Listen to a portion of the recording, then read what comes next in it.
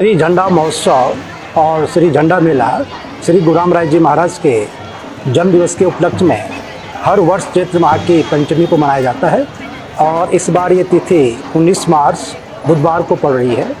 और मैं थोड़ा सा इतिहास बता दूं, श्री गुरु रामराय जी महाराज सिखों के 7वें गुरु श्री हरराय जी के ज्येष्ठ पुत्र थे और उनका जन्म पंजाब में सन 1646 को हुआ था और सन 1676 में श्री गुरु रामराय जी महाराज पंजाब छोड़ के इस दून घाटी में आ गए थे।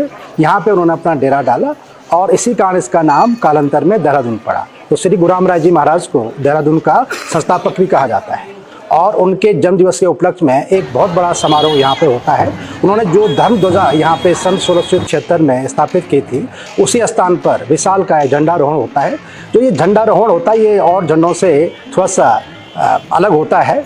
जो ध्वज दंड है ये साल के वृक्ष से बनाया जाता है और इसकी लंबाई लगभग 90 फुट होती है और इसकी एक निश्चित माप होता है। जो नीचे सबसे इसका बॉटम होता है ये 32 इंच का होता है और ये 32 इंच लंबाई 50 फुट तक ऐसी रहती है। उसके बाद हर 10 फुट पर 2 इंच कम होती है और जो इसका सबसे ऊपरी भाग रहता है इसकी गोलाई 5 इंच होती है।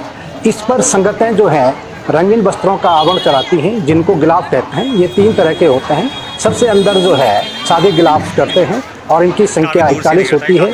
उसके बाद अंदर के जो इसके अंदर का जो गिलाफ होता है उनको सनील का गिलाफ कहते हैं, इनकी संख्या 21 होती है। जो सबसे भारी आवरण वस्त्रों का होता है रंगीन आवरण, ये मलमल का कपड़ा होता है और इसको दसनी गिलाफ कहते हैं, ये संख्या में 1 चढ़ता है। ये गिलाफ वस्त्रों का आवरण उन संगतों द्वारा चढ़ाया जाता है जिनकी मनोकामना पूर्ण होती है या जो कुछ मन्नतें यहाँ पे मांगते हैं। और जो दसनी गिलाफ चढ़ाने का इस बार का परम सौभाग्य हमारे नवा शहर पंजाब के सेवक 2 भाई हैं, श्री राजेंद्रपाल जी और श्री सतनाम जी। उनको लगभग 100 साल बाद जो है ये अवसर मिला है। उनके दादाजी ने उनके लिए अपने पोतों के लिए मन्नत मांगी थी जो पूरी हुई, तो उस खुशी में वो इस बार दर्शनी गिलाफ चढ़ाएंगे। तो ऐसी मान्यता है कि जो भी दरबार साहिब में आस्था के साथ भक्ति भावना के साथ मत्था टेकता है, गुरु महाराज उसकी हर मनोकामना को पूर्ण करते हैं। झंडारोहण का जो मुख्य आकर्षण है, दरबार साहिब का जो पश्चिमी द्वार है वहाँ पे एक चबूतरा है, तो वहाँ पे ध्वज दंड को फहराया जाता है। और जैसे मैंने अभी शुरू में कहा कि ध्वज दंड पे जो है 3 तरह के वस्त्रों का आवरण चढ़ता है और ये संगतों द्वारा चढ़ाया जाता है। तो सबसे पहले सुबह पूजा अर्चना के बाद हमारे दरबार साहिब के जो राज पुरोहित हैं, वो जो वर्तमान में स्थित झंडे जी हैं, उनको उतारा जाता है, उसका अवरोहण होता है और जो उस पर वस्त्रों का आवरण होता है उसको संगतें जो हैं प्रसाद के रूप में ग्रहण करती है। और इस बार नए झंडे जी चढ़ाए जाएंगे जो अभी हमने जो हमारा भंडारी बाग बॉम्बे बाग स्कूल है वहाँ पे रखा है और 16 मार्च को सुबह 7:30 बजे संगतें बड़े आदरपूर्वक इस नए झंडे जी को दरबार परिसर में लाएंगे। तो सुबह पूजा अर्चना के बाद इसको पंचामृत और गंगा जल से इसका स्नान कराया जाएगा। उसके बाद इस पर जो है फिर नए गिलाफ चढ़ाए जाएंगे और 1 बजे से लेकर और 3 बजे तक जो है ये पूरी प्रक्रिया चलेगी।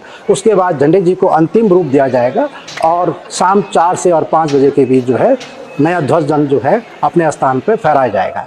तो इस अवसर पर बहुत सारी संगतें, लाखों की संख्या में हमारी संगतें दरबार परिसर में आती हैं, सेवा करती है और गुरु महाराज के दरबार में मत्था टेकती है। और ऐसा अटूट हम सबका विश्वास है कि जो भी दरबार साहिब में आता है उसकी हर मनोकामना पूर्ण होती है। और इसके लिए हमने पूरी तैयारियां कर ली हैं। सबसे जो महत्वपूर्ण तैयारी होती है कि इतनी लाखों की संख्या में जो हमारे देश के विभिन्न राज्यों से और विदेशों से भी हमारे NRI आते हैं, उनके लिए ठहरने की, रहने की व्यवस्था और लंगर की व्यवस्था, भोजन की व्यवस्था और टॉयलेट्स, वॉशरूम, पानी की व्यवस्था, तो सब अच्छी व्यवस्था जो है हमारे दरबार में हमने कर ली है।